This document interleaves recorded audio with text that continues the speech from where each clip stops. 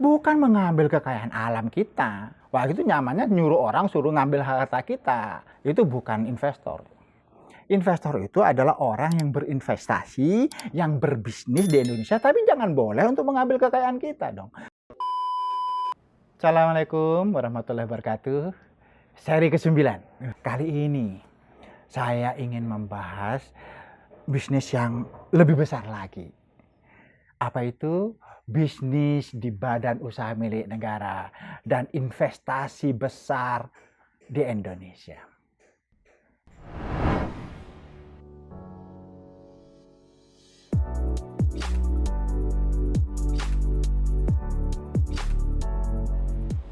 Sahabat muda, bisnis besar itu salah satunya adalah badan usaha milik negara.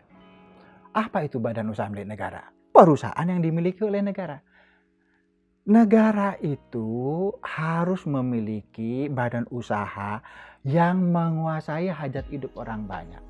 Banyak kekayaan alam Indonesia yang masih banyak dikelola oleh orang lain. Harusnya badan usaha milik negara ini mengelola kekayaan alam bangsa. Kita tidak hanya sebagai bangsa perlu mencari uang melalui pajak untuk berbelanja negara.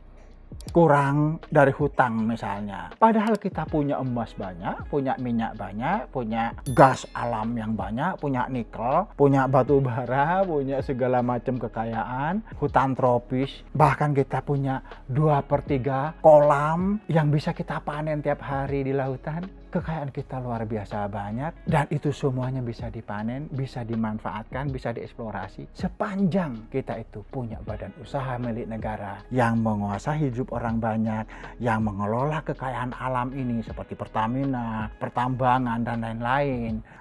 Bisa dikelola itu menjadi milik negara dan dipergunakan sebesar-besarnya untuk kemakmuran rakyat. Badan usaha milik negara ini jangan hanya bisa membuat perusahaan jadi rugi. Kemudian karena rugi kemudian dijual. Padahal itu adalah potensial dikelola asing, untungnya banyak. Dibikin rugi kan sudah gampang.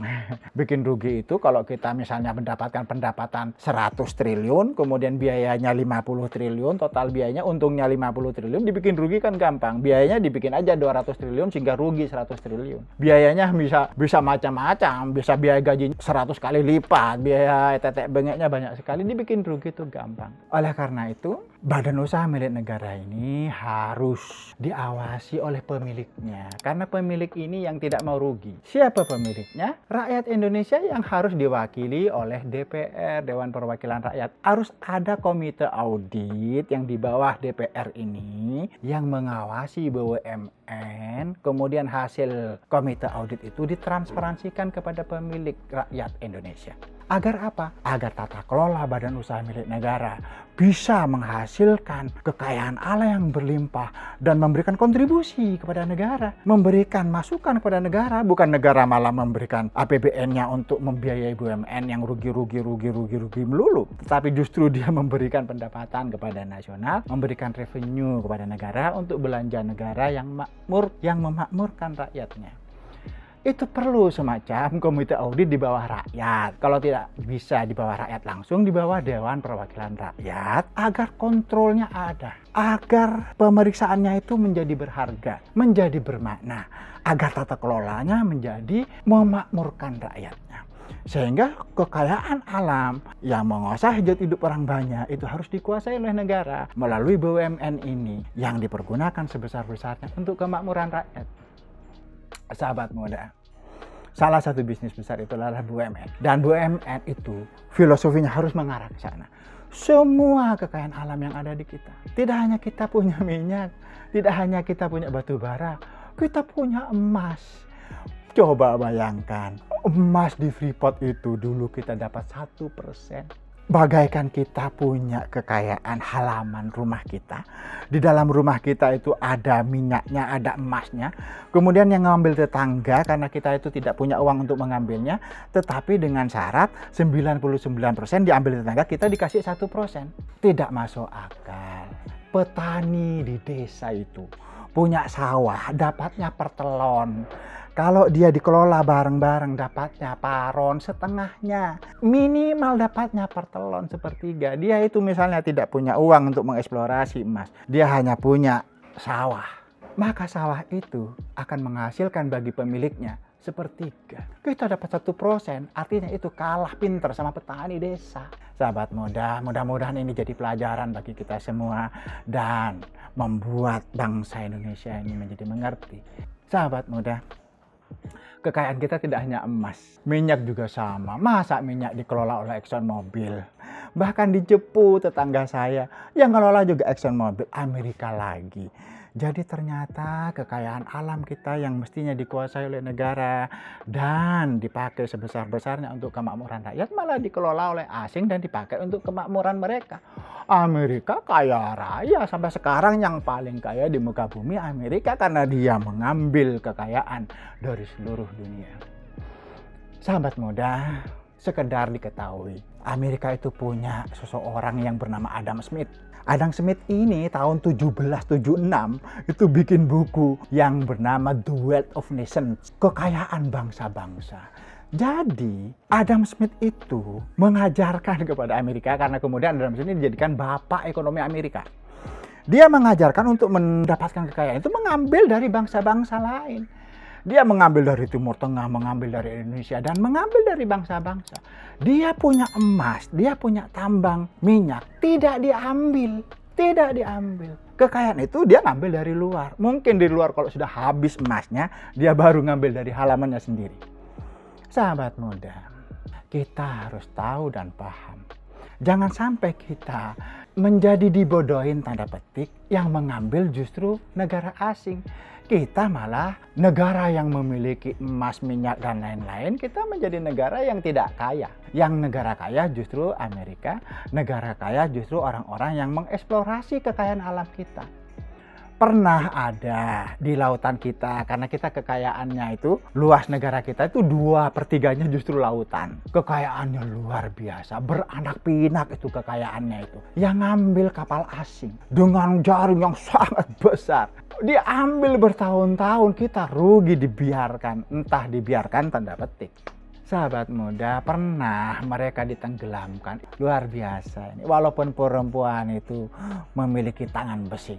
Itu sudah bagus langkahnya, tapi belum selesai. Kalau kekayaan selama ini yang diambil oleh kapal-kapal asing itu ditenggelamkan, maka harus ada kapal-kapal milik badan usaha milik negara yang mengambil kekayaan kita dari lautan yang banyak itu. Lautan kita itu kekayaannya beranak pinak, tidak habis-habis sampai anak cucu.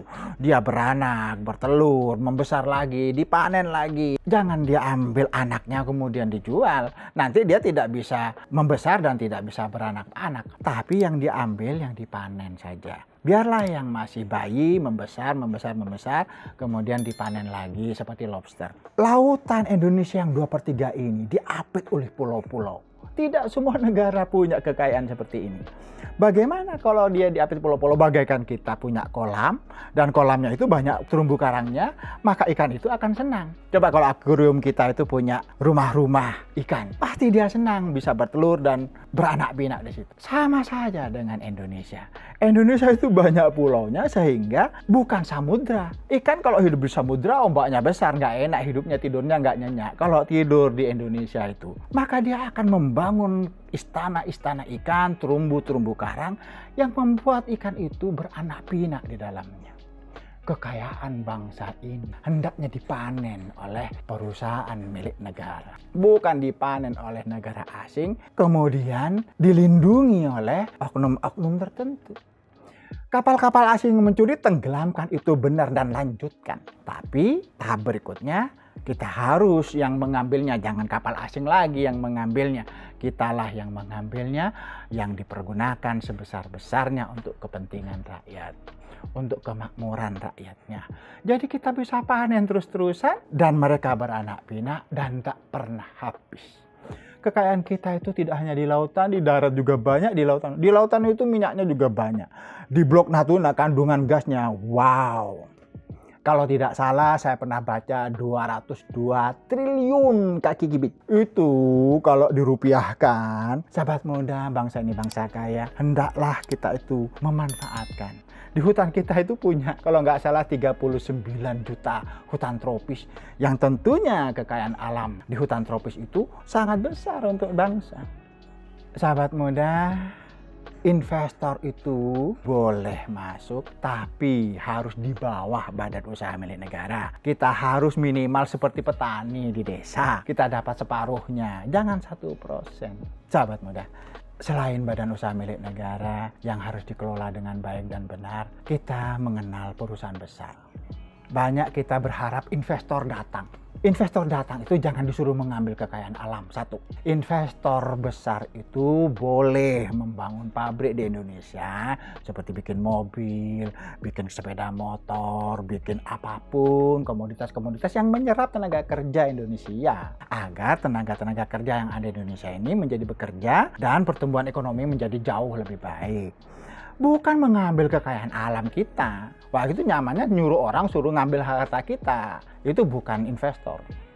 Investor itu adalah orang yang berinvestasi, yang berbisnis di Indonesia, tapi jangan boleh untuk mengambil kekayaan kita dong. Investor ini pengaruhnya kepada pendapatan nasional, baik dari pajaknya nanti, baik dari tenaga kerja yang diserap.